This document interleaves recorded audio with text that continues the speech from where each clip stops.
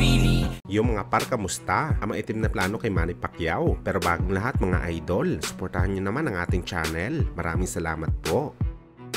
So matapos nga po brutal na sinabi ng ating pambansang kamao Manny Pacquiao ang kanyang planong laban sa ngayong taong kasalukuyan at sa early 2024, kung saan mga idol wino-workout pa rin daw ng Team Pacquiao ang laban nito kay Mayweather Jr. sa December na posibleng gaganapin sa Japan, at ang bakbakan nito sa dating kampiyon si American na plano naman ni Pacman labanan ang Briton next year. Kinumpirman na rin ito mga idol ni American sa panayam sa kanya sa ginanap na dinner gala ng mga boxing legends sa Riyadh, Saudi Arabia. Ano yan ng Briton mga idol? Daw naman daw siya sa laban sa Pinoy legend.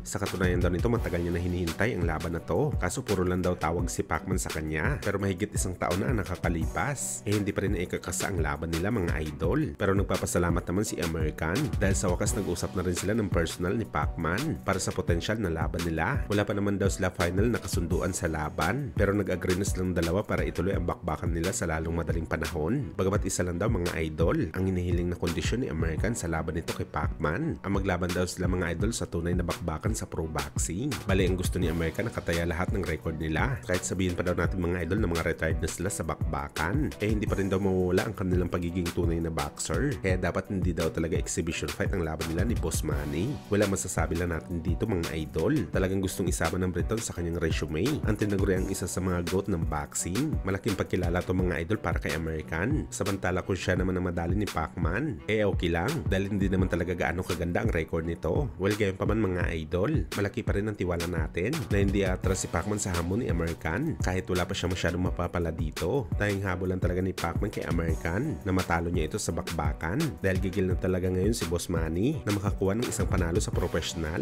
para mabura ang nangyari sa kanyang huling laban kay Yordenis Ugas kung saan natalo siya dito. Kaya kinakailangan talaga nito mga idol ng isang comeback win para sa kanyang professional record sa bakbakan.